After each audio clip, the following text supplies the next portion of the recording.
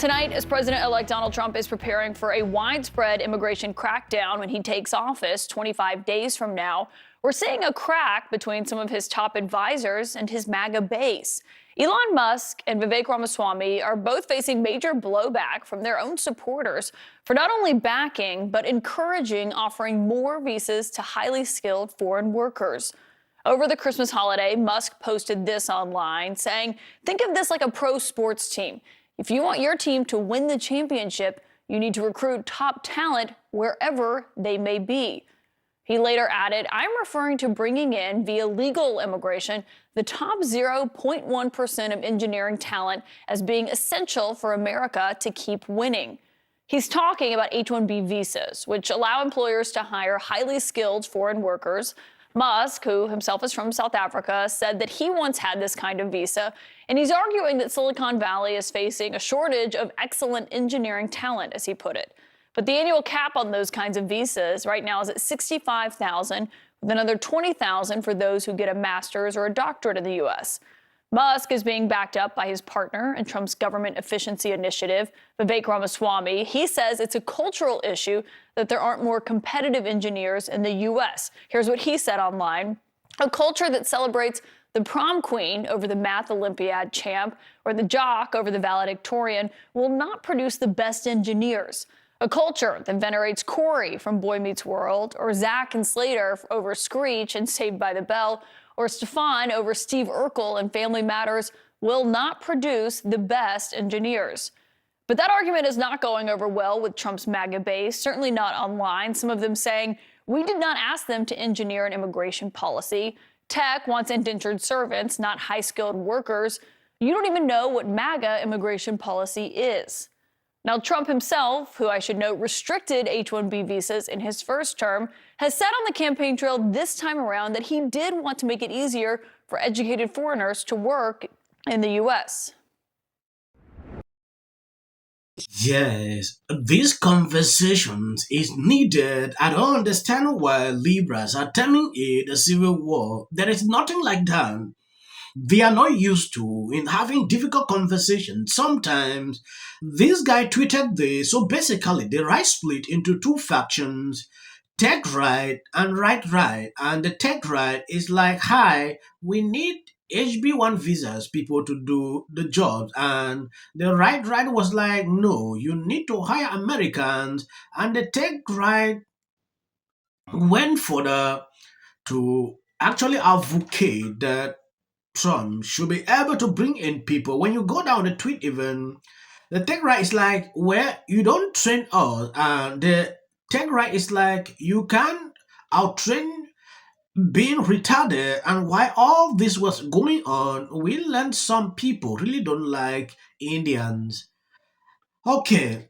Look, I see a couple of things going on here. First of all, I have to say I agree with Elon Musk and Vivek Ramaswamy. I think they're pointing out the reality that we're living. You could say, and I hear Michael's point, I disagree with it, though, because I think it misses the fact that we want to get to the place where we can maximize the use of our own talent in this country.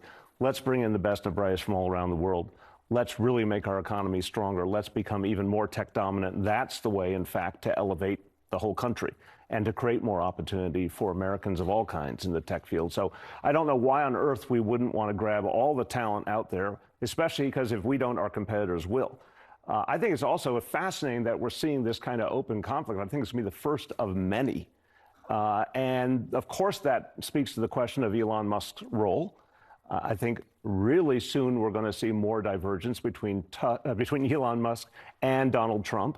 It's natural, given each of them having the power they have. I think that's going to be a very, very important storyline in 2025, that these two people who appear to be allies but really have very different interests start to diverge issue by issue. We saw it also during the recent budget fight. I think we're going to see it on issues like artificial intelligence and climate, where Musk has been in a different place than Trump. That's going to have ramifications for how successful Trump can be in general. And then finally, I mean, look, for the MAGA world to be turning on their own this quickly. This is also an interesting question. They almost look like Democrats here. It's like, so I say this lovingly as a Democrat, like we have an ability to eat our own very quickly sometimes. Well, this is fascinating. Here are these heroes just a few minutes ago, and they say one thing that a lot of the MAGA world disagrees with, and suddenly they're being villainized. That's not good for that coalition. Yeah, I think that's When I see the Blazo coming out to say, oh, I'm in support of what Elon Musk said, hmm, it reminded me of something.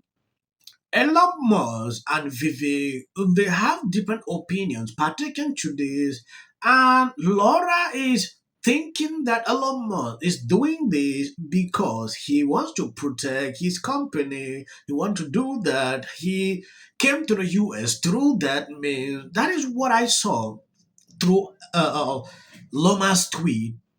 What I hate is the fact that she went on to a level that was unnecessary. You can pass your point, being respectful, don't insult, going after Elon Musk, talking some kind of things is what triggered a lot of people. And she violated X rules. Yeah, they had to remove monetization on her account. We are not refusing that people should not have honest conversation. Have them, but be respectful. Particular case, I think are exactly right. America's ability to attract talent from around the world is basically our economic superpower. The fact that, in particular, we've been able to attract high skilled immigrants quite reliably in this country over the past century or so is why we have this enduring leadership in science, tech, and business. So, just as an example, of all Fortune 500 companies, about half of them were founded by immigrants or the children of immigrants. And of the Nobel laureates, American Nobel laureates who have received prizes for the hard sciences this century, about 40% of them. I have followed this all through for 2 days straight. I didn't want to do a video about this. I wanted to observe the end result of this. It is not a fight. It is not a war. This conversation needed to happen. Elon Musk is advocating that other countries are topping the US, especially recruiting people that are really high up there. The US should be able to select top people, so other countries should not be able to meet up to that standard. Along the way, based on Elon Musk's observations, if care is not taken by 2030, the US will be lacking behind. They will not have that top people. He didn't actually go further to talk a lot, and Vivek came in and said a lot of things pertaining to that, bringing in these issues of US being woke, struggling to people blow up on social media. I saw people supporting him, some against him. Everywhere was divided. But I like conversations like this because it brings people together to look for a common goal. There are some MAGA supporters that I've seen. They don't want immigration totally. They don't want to see anything, whether legal or they don't want to see it. That is why I have problem. Trump is advocating for legal immigration. That is what I saw throughout his speeches. And now looking at Laura Luma, she seems not to really be okay with that, which Elon Musk look at her to be trolling on social media just because she want to cash out. That is what Elon Musk realized. Hey, MAGA, aka Make America White Again. I see some trouble brewing over there with y'all new President Elon Musk, South African billionaire, and his sidekick Vivek Ramaswamy. They're all over the internet now calling for H-1B visas. It don't look like they're trying to make jobs white again. They was all on this anti-DEI shit when it came to the blacks. And they had y'all all spun up around that. But now, when the rubber meets the road, and it's time to take away some of these white jobs from these foreign-born people, they said, skirt, plot twist. Vivek ran on any H-1B visas, but now he done flip-flop. Now he got a little bit of power. He done flip-flop. And he is talking about how Americans, he's talking about you white people, by the way. He ain't talking about us. When they say Americans, they don't talk about black people. You Americans have a culture that's lazy. And that's... I get triggered when I look at people like this. They don't address issues based on how it is. They bring in race to play the card. I didn't see that. In this case, we saw people complaining about Indians taking over jobs. Let bygones be bygones. The thing that disturbs me is not just that. Just, went like, how dare you? Do you even know what an audit is? And I'm like, women and so many men are theory that a lot of people seem to be coalescing around. They were too woke, insisting that people use the term Latinx. You have to say they. No, you have to do this. Stop with the virtue signaling. Step away from woke. Focus less on who is woke and more on who is broke. I've never seen that. I saw so many liberals getting super excited every time Kamala had a new celebrity endorsement. But we all know for a fact that these celebrity endorsements are not free. Oh, is it true that they paid you $1 million for the endorsement for Kamala? Not true. Now it's time to unite everybody.